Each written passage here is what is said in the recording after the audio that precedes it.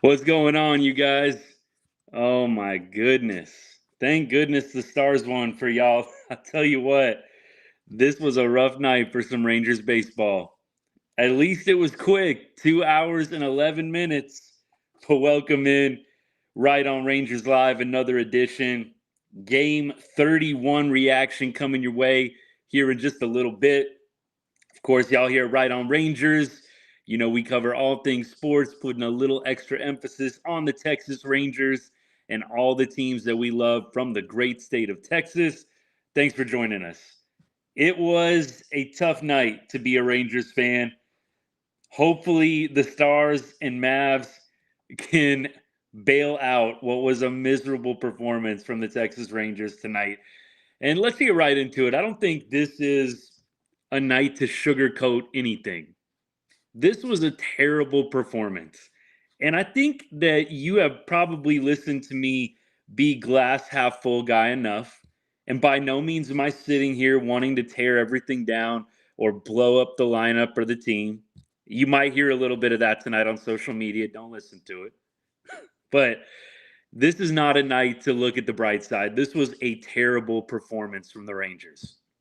Probably the worst game I can remember watching in a long time from an offensive standpoint, particularly. The pitching was superb. It is an absolute shame that Andrew Heaney and the outstanding performance he had tonight gets wasted by this offense that has underperformed for the most part this entire season. This entire season. There have been some good moments.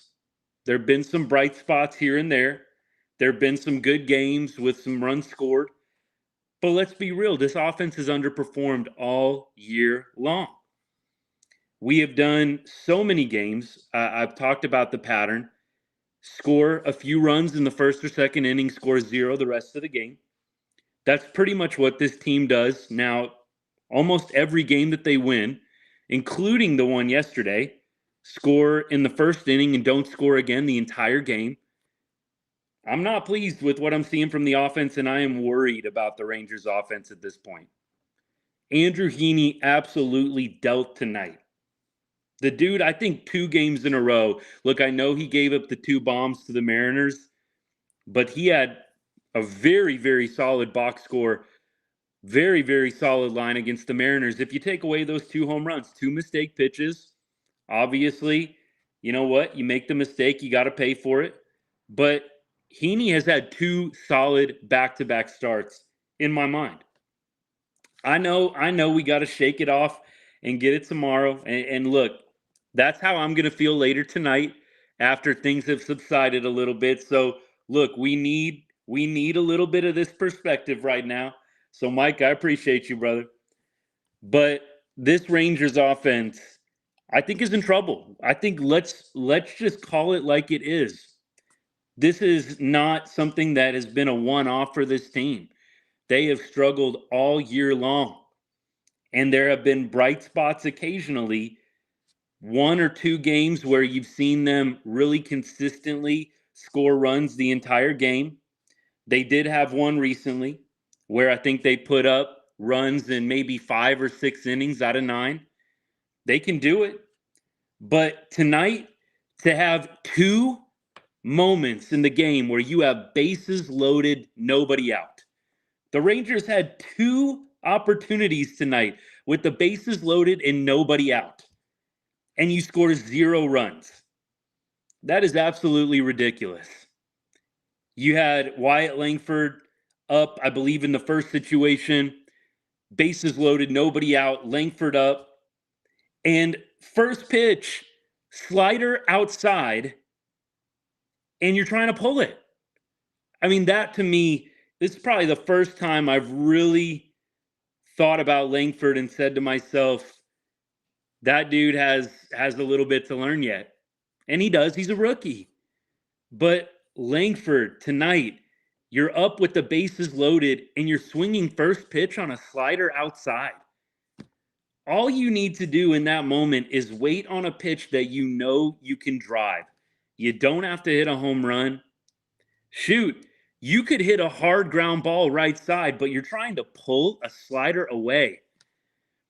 You can hit a ground ball. Langford could ground into a double play, hit a hard shot to the second baseman, and we at least get one run out of it. And if Langford hits a ground ball to the shortstop, to the second baseman, shoot, maybe even to the first baseman, we're scoring a run there. So it's all about the approach. You can't be trying to pull a slider away on pitch number one. That's my thing too with Langford in that moment. It's pitch number one. You are just sitting there. You know the pitcher is on the ropes and you are waiting for your pitch. You can't tell me Langford is sitting slider away on the first pitch trying to do something with it. That to me was a big moment. And then you know what? Jonah Heim comes up. I think this is all, if I'm not mistaken, second inning. Jonah Heim comes up. He had a tough at bat. Look, second pitch was a borderline high strike. I'm looking at it on the strike zone, and it looks like it was a strike if we're being super technical. But Heim strikes out on 3 pitches right after the Langford ground out. And then you have Taveras come up, and he grounds out as well.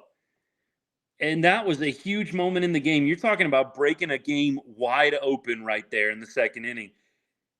And then you get another opportunity later in the game. I'm just scrolling through in the 5th inning. In the 5th inning, you get Taveras singling. So that is the most ideal situation you could ever ask for in the 5th inning. Leote singles to lead off, and you've got Simi, Seager, Lowe coming up. Simeon singles, Seager walks, and you've got bases loaded for Nate Lowe. And again, all we can do is hit a little baby ground ball, and Nate Lowe, the pitch that he swung at was absolutely terrible. Absolutely terrible pitch that Nate Lowe swung at. I have no idea. They had Williams on the ropes so many times tonight, and yet you saw guys come up with the bases loaded, no outs, with absolutely terrible approaches at the plate. If you go look at game day and you just take a look at the pitch that Nate Lowe swung at with bases loaded, no outs to ground out to the pitcher, you'll understand why he did it. It's literally a foot outside, and it wasn't even a fastball. It's an off-speed pitch. So Nate Lowe basically swung at ball 2 after Williams had just walked Seager on probably 4 or 5 pitches. So for me, the approaches were absolutely terrible tonight with the bases loaded. Then Dolly comes up, and he got 3 fastballs middle in. Dolly, 3 fastballs. I'm looking at it right now. 3 fastballs middle in. This was actually later on, I'm thinking about. In the at-bat in the 5th inning, Dolly was swinging at junk too. Ball 1. Number 2, he misses it, fouls off a fastball, middle in. And then strike 3 on a pitch that was about a foot above the zone. So the approaches at the plate tonight with the bases loaded were just terrible when you should be going up to that plate with the advantage. You know the pitcher's on the ropes when it's bases loaded, nobody out. Trevor Williams is not Nate Eovaldi. We know Big Nate can come in and come through in some big situations when there's runners on base. Trevor Williams is not Evo. You've got Trevor Williams on the ropes. You cannot give him anything. And Nate Lowe to be swinging at the pitch that he did in the bottom of the 5th, same thing for Wyatt Langford. On a slider away, first pitch, you're swinging, trying to pull it. The approaches were terrible with the bases loaded. And it's a big reason why the Rangers lost this ball game. There's just nothing that peeves me more. Y'all have to forgive me because I'm pretty much glass half full majority of the time. But there is nothing that peeves me more in baseball than when you have bases loaded, nobody out, and you get nothing. Nothing. And this didn't happen just once. It happened twice tonight. It's absolutely ridiculous. A big league club and a big league lineup should not be getting 0 runs from bases loaded, nobody out, twice in a game. So I'm officially concerned about this Rangers lineup right now. I do very much agree Josh Young in the lineup would be helpful. A lot of people will say, though, just as a counterpoint, so Mike, not disagreeing with you, just a counterpoint, a lot of people would say, but his replacement's doing pretty good. And Josh Smith probably wouldn't be playing right now if Josh Young was healthy. Now, when Josh Young does get healthy, then what? I think you got to keep Smith in this lineup. There are some guys that could and need to be getting the boot out of the lineup when Josh Young gets back, and it shouldn't be Josh Smith. I don't care what you have to do. There is no reason you need to be taking Josh Smith out of this lineup. The dude was on base twice again tonight. He goes 1 for 3 with a walk, averages 318 on the year with a 914 OPS. You're not taking Josh Smith out of this lineup right now. It's got to be somebody else. In my mind, you've got two options. It's either going to be Wyatt Langford hitting 239 on the year. I hate to say that because I want Langford every day and just let him do this, go through the growing pains, Wyatt Langford every day. So you've got that as an option. And then you've also got Taveras as an option. Taveras, I think, hitting 229 at the bottom of the order. As much potential as Leody has, he's hitting 229 at the bottom of the order. He had a decent night tonight, got on base twice. But look, you're hitting 229. You're hitting 229.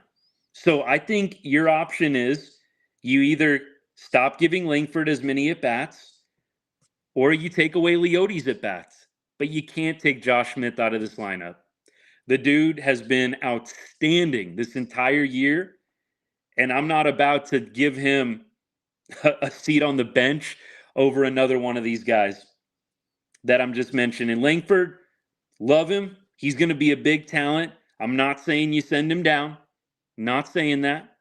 I don't want to overreact. But Langford's struggling right now. He's struggling. There was nice moments seeing him hit the first home run inside the Parker the other day, but he's hitting 239. And fortunately for him, there's no tough decision that needs to be made yet because Josh Young is still 3-4 weeks away. Look, I absolutely think the Rangers should have done this a long time ago. I don't know why, when you knew you had Evan Carter and you knew you had Wyatt Langford coming up, and you've seen what Leody can do and what he can't do. I don't know why Leody hasn't been a trade piece. If you remember, the Rangers were so reluctant to trade that guy. This is probably maybe 3-4 seasons ago. Remember Leody? I don't know if some of y'all will remember this. Leody was like untouchable when the trade deadline was rolling around one year. Now it's like, I mean, look, we wish all the best for these guys. We're not sitting here ragging on them as people, but we're just talking about this from a franchise perspective here. You knew you had Evan Carter and Wyatt Langford in tow. Leody would have been a great trade piece. A great trade piece. I even think the Rangers have guys in the minors in the outfield. I know that they do. That they can have come up and play if you traded Leody. Because I know some people are going to say, well, you trade Leody, who's going to play in the outfield? Look, they can make it work. You've got Doley, you've got Langford, you've got Carter. There's your three outfielders right there. There's no reason why they couldn't have traded Leody in the offseason. I think keeping Leody probably actually did a little bit more harm than good for the Rangers this year because Leody's just taking away at bats eventually from somebody else that swings the bat better. I don't know. They're not going to probably be trading Leody.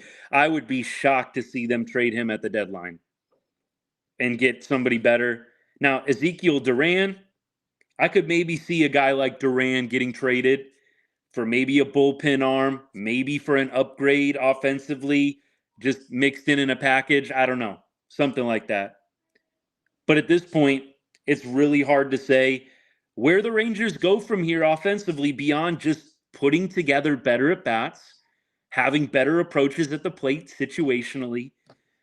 I don't know what else you can really do. Can you mix up the order? I'm looking at it right now. No. I actually think the only thing you maybe tweak is you stop letting Evan Carter hit above Josh Smith. I think that's the only thing I'd change right now. Get Josh Smith as many at-bats as you can at this point. I'm not saying you hit him third, but I am saying at this point, Josh Smith needs to be hitting at minimum 5 spot. Minimum. Josh Smith does not need to be getting less at-bats than Evan Carter or any of the other guys at the bottom of the order. So, look, unless it's a lefty starter, and I'd love to see Josh Smith splits against lefties and righties. I'm going to try and look it up right now while we're talking about this. The lefty-righty splits for Smith, we'll see what they are. But he needs to be hitting fifth if there's a right-handed pitcher on the bump. No reason that dude needs to be getting any less at-bats than Evan Carter at this point. So here they are. This can't be right. Josh Smith, 10 games, 13 at-bats. So small sample size, y'all, okay? All right. Small sample size, but nevertheless, Josh Smith hitting 462 off lefties this year. 462! Josh Smith is having a great year. A killer year. Josh Smith batting 462 off lefties. I thought surely it's going to be low. He's going to have bad splits. There's a reason why they have him hitting lower against lefties than righties. The dude's hitting 462 on the year against lefties. So Josh Smith, in my opinion, bat him fifth the rest of the way and just let the man eat. Seriously. He is probably beyond maybe Garcia, who I think leads the team in homers and RBIs. And Simi is having a pretty good year. 256 average. He's had a few games in a row where he's gotten hot. But Josh Smith needs to be getting a lot of at-bats. Probably your most consistent hitter at this point. Beyond that, guys, let's take a look at the lineup and let's see what else we can pull from this. It's not great. I'm just telling you right now, it's not great. But we're going to see if we can pull anything else positive out of this. Look, the Rangers did have some opportunities tonight. At least they weren't going 1, 2, 3 every dang inning, because we've seen that too. We've seen 1, 2, 3, 1, 2, 3, 1, 2, 3. This was not a 1, 2, 3, 1, 2, 3, 1, 2, 3 game. This was actually like Rangers getting on base, guys getting hits. It wasn't terrible. We had 12 base runners tonight, 6 hits, 6 walks. So we were on base. But you're not producing with runners in scoring position. 1 for 9 tonight. 1 for 9 with runners in scoring position. And the one hit was Josh Smith. Go figure. Josh Smith, the one guy who hit with runners in scoring position, and they held up, I believe it was Semien. They held him up at third because you got 0 outs and you got the bases loaded. So why the heck not? Somebody's surely going to score bases loaded, nobody out, right? So let's not send home the runner on Josh Smith's RBI line drive single into the outfield. You just can't make it up. You can't make it up sometimes. But what we can say is Josh Smith is just having an incredible season, and that's the brightest spot tonight for me. Beyond anything else, we're talking offensively. I totally agree with y'all. I know I've got a few comments. The pitching was outstanding. Andrew Heaney, give the man his flowers. A lot of Heaney hate over, I think, the past, 4 weeks, 5 weeks of the season. A lot of Heaney hate out there. Get this dude out of the rotation. And I've been a proponent of Heaney in the bullpen's not the worst thing. I have not gone on a get Andrew Heaney out of the rotation immediately rant this year. I can safely say that those words have never come out of my mouth. But with that being said, I have said, look, Heaney eventually probably going to be a bullpen guy. We have too many starters. Unless Andrew Heaney literally pitches like this every single game until Max Scherzer and Molly and DeGrom come back, all those guys, I think eventually that's where he winds up. He gives up 4 hits, strikes out 4, no walks tonight. This is the craziest thing. I think 3 games in a row now, maybe even 4, 0 walks from Rangers starters. 0 walks from Rangers starters. So, look, great night from Andrew Heaney. Give the man his flowers. He's pitched, I think, back-to-back very solid starts and gotten absolutely no run support. No run support. Leclerc came in, gave up a hit, but largely didn't have a whole lot of trouble. Struck out one. Latz comes in, 1 inning, no runs. I'm looking at Leclerc's ERA. That's why I'm chuckling. So he's had like several, I was about to say starts, but several appearances where he has thrown up zeros, and Leclerc's ERA is still at 6. That's how bad he was at the beginning of the year. Leclerc has probably had like 3 or 4 appearances in a row, no earned runs, and he's still at a 6 ERA. Wowza. Wowza. Let me go to a couple of comments here. Look, I think it needs to happen sooner rather than later. Carter taking over center field. I'm a proponent of play Carter every day, lefties, righties, and let him play center. Carter, I think, had over it was I want to say over 1,000 innings in center field. I don't know. I looked it up at one point. I remember my buddies and I talking about it one time. Carter has a ton of center field innings. The man can play center field. So I have no reservations about Carter going to center field and holding his own. I think he'd be great there. I think that is what the Rangers need to do. I think personally with Leody, I think you get too polarizing of a player from night to night. One night he's dropping bombs like last night. And look, he can put together back-to-back solid games. But for me, Leody's not consistent enough. What I get from Leody, I can get from Wyatt Langford. What I get from Leody, I can get from Evan Carter. And that's really all you need to know in regards to who needs to be playing center field and left field every day for the Texas Rangers. You're not getting anything more from Leody than what you're getting from Wyatt Langford or from Evan Carter. Wyatt Langford's hitting better than Leody this year.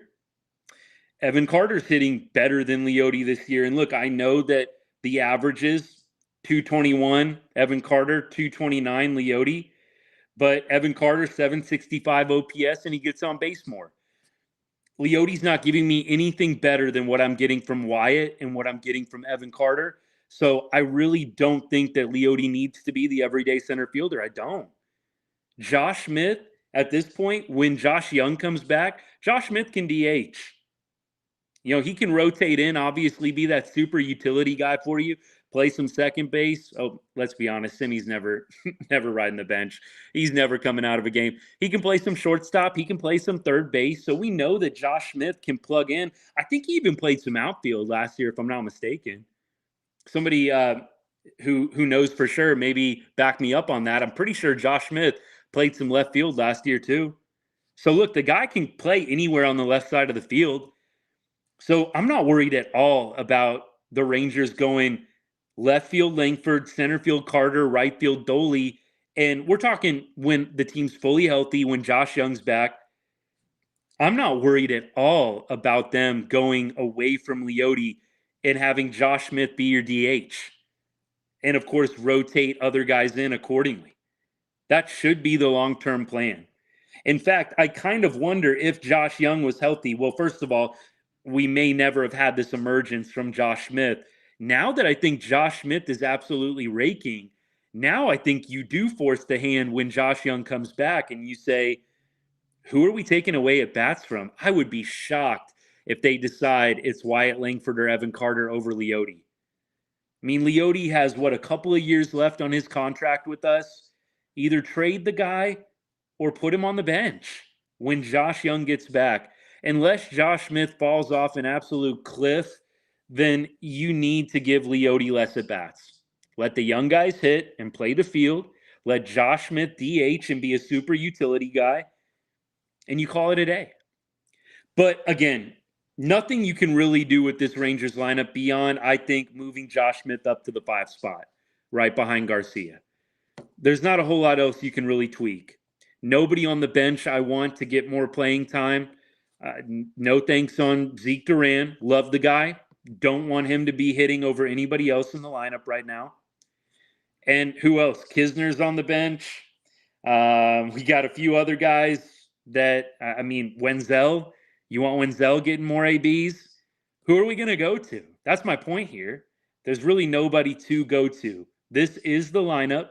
The only thing you can do is tweak a few guys with spots here and there, but we got to hit better situationally. And we've got to make sure that when we're getting bases loaded, nobody out multiple times in a game, we're at least scoring one run. Oh my goodness. My goodness. Look, Jankowski, I think he might be the guy that starts potentially getting some more spot starts. But Bochy and company have not been listening to me. That's for sure. And y'all who have been listening for a while now, you have heard me say, can we not get Jankowski some starts when there's a righty?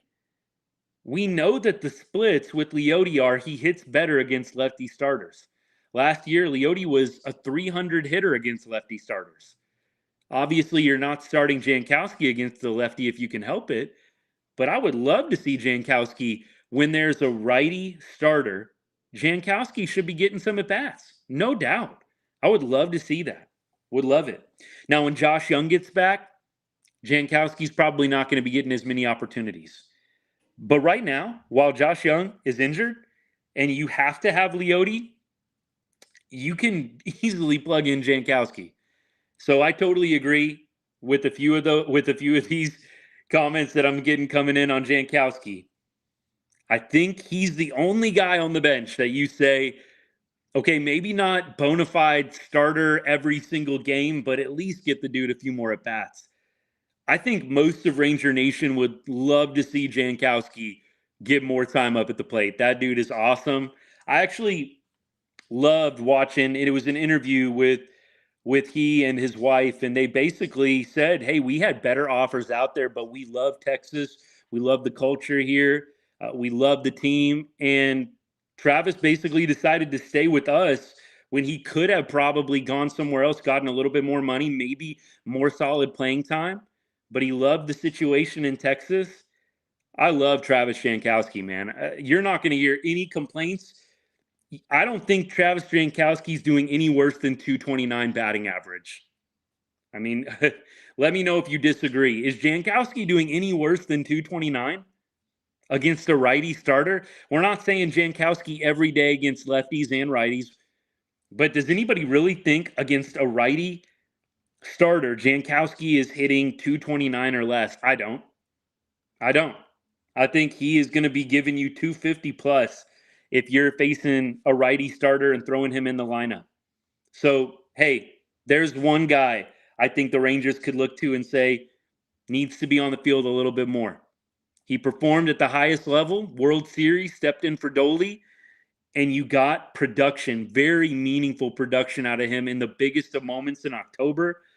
Jankowski can do it. El Blondie, I want to see it happen. El Blondie, baby, let's go. Let's get him a few more at bats, please. Please. All right. Let's start wrapping up towards tomorrow's matchup. And let's flush this one out of our system and hopefully get a series win tomorrow. Now, the only positive as we look at the AL West, which can actually be a frustrating thing as well, depending on your perspective, is when I check before the live. When I check before the live, a lot of AL West teams losing today. So you either say, whew, we dodged one there, or you say, my goodness, why didn't we take advantage of this? So Mariners lose to the Braves 5-2 in Seattle.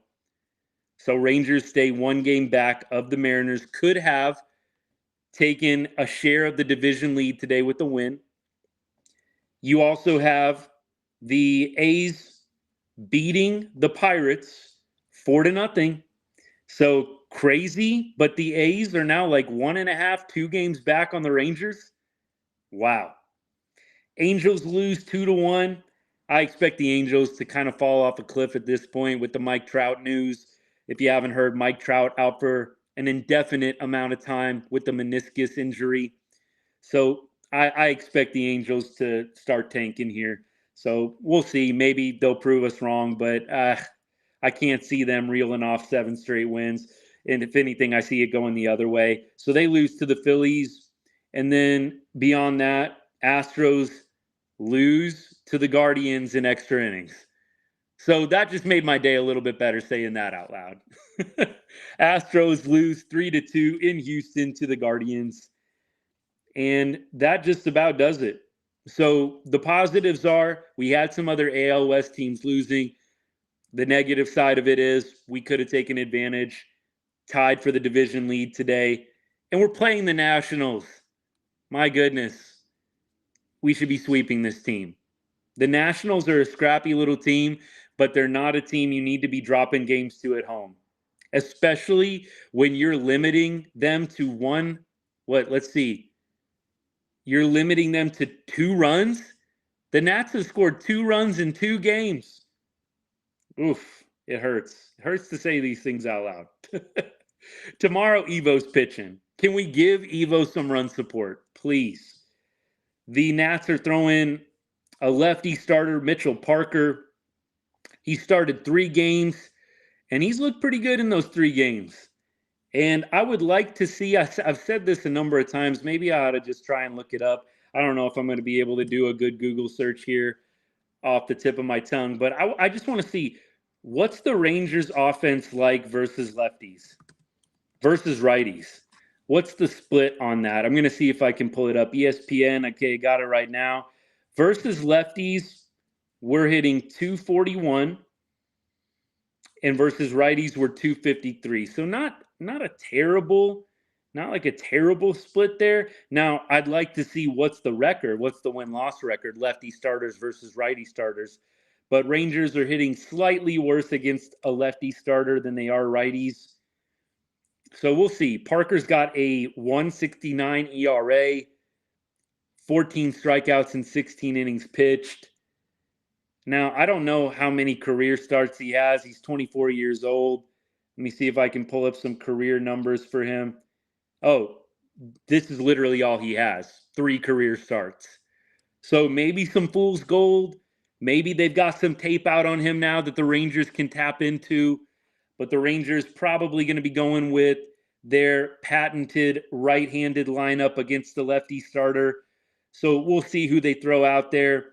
Going to Kansas City this weekend, right? So maybe tomorrow's an opportunity to get a few guys the day off. I hate to say that because I don't want to see them lose this series to the Nats.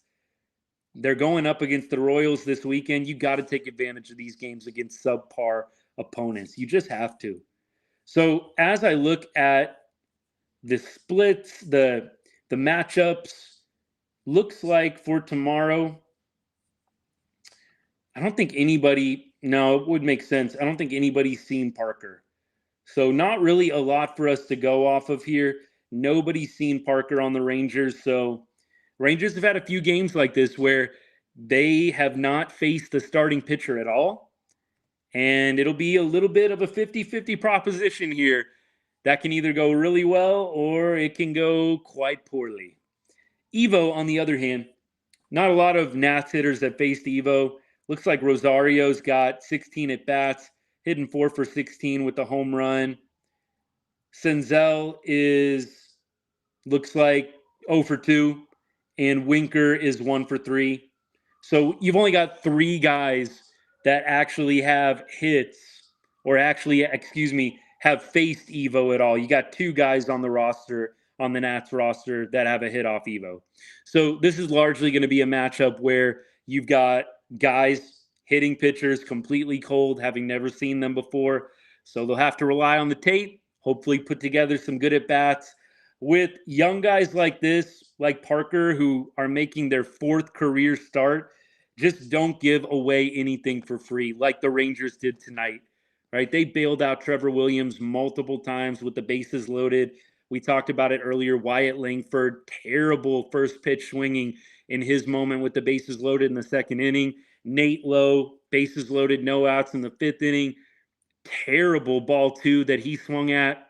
We got to have better at-bats against these young pitchers. We cannot be giving them free outs by swinging at bad pitches. We got to make these guys work. That is the key for tomorrow. 100%. 100%. Let's go ahead and let's get into some bonus content here.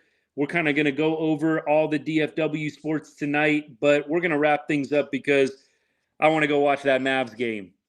By the way, somebody who's got the game on score update, if you can, I'd appreciate it. Everybody can drop that in there.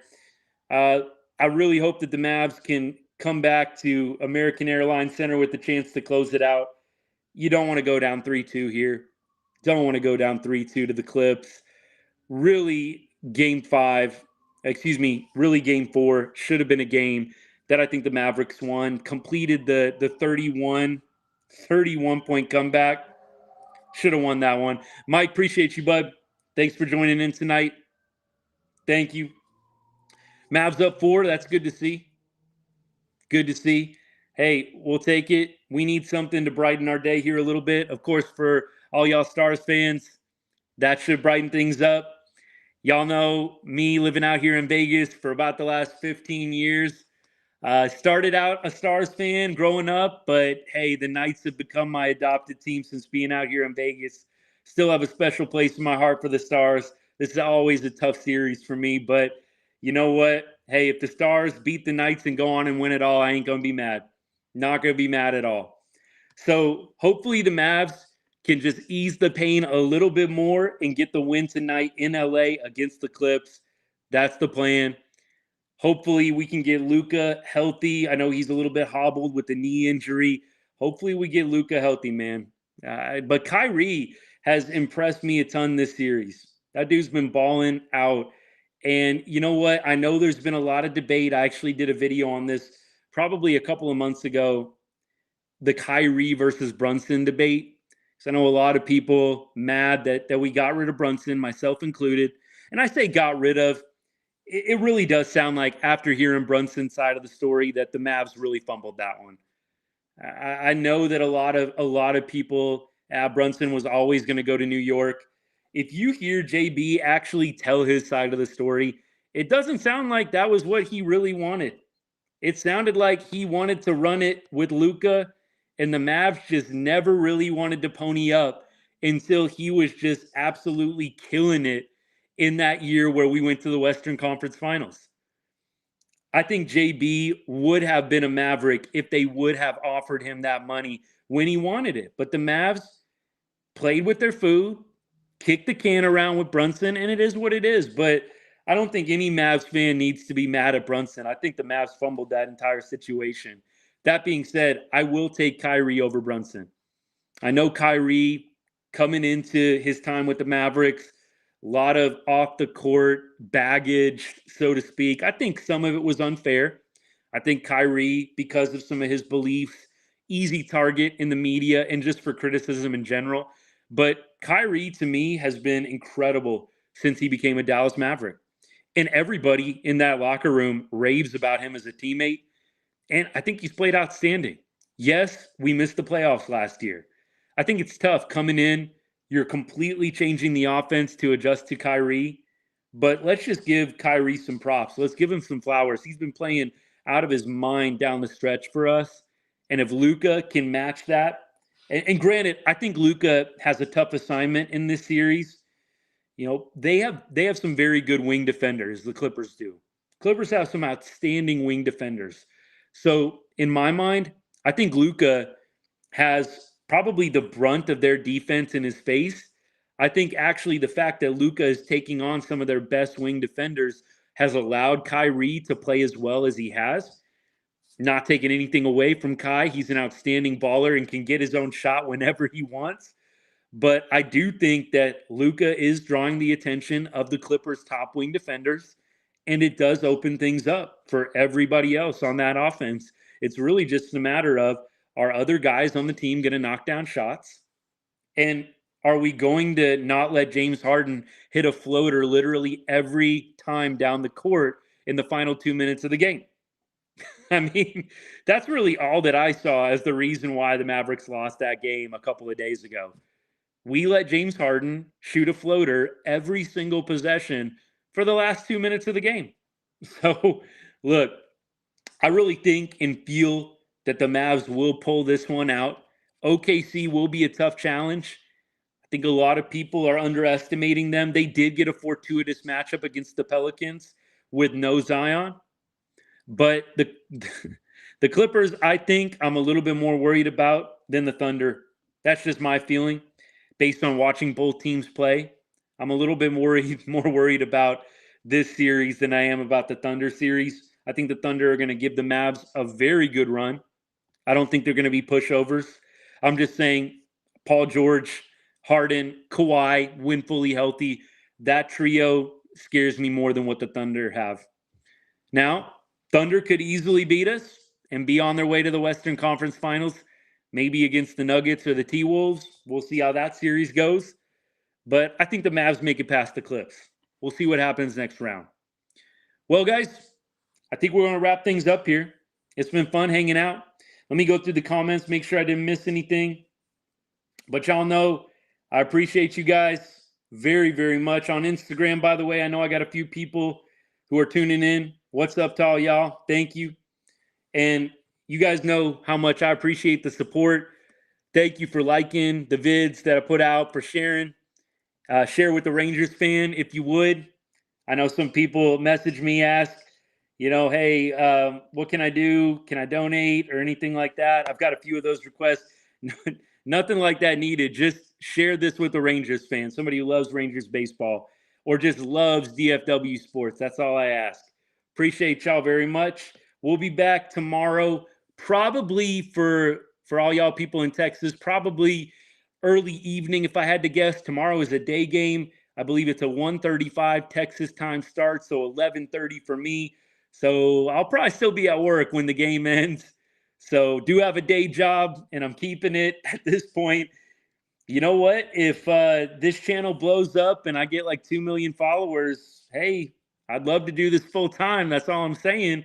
But for now, I'll keep my day job. And so because of that, we won't be on right after the game like we usually are. Probably going to be on around, I would have to say, maybe 6:30 or 7 Texas time. I'll put out a post letting y'all know when it'll be. So if you have time, you can tune in live. If not, hopefully you can watch it a little bit later on. Last thing, which I'm excited about, is we're really going to try and get the audio put up on all major podcast networks. So Apple Podcasts, Spotify.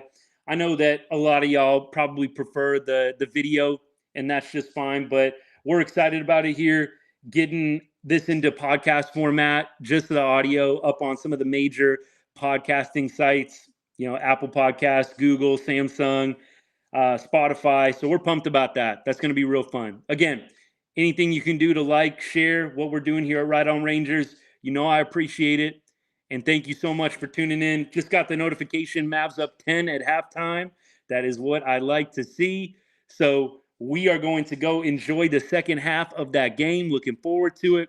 Hope y'all have a great rest of your Wednesday as this week winds down to the weekend. It's almost here. We're excited. Lot of awesome stuff happening in sports right now, and we are here for it. And as we always say, God bless.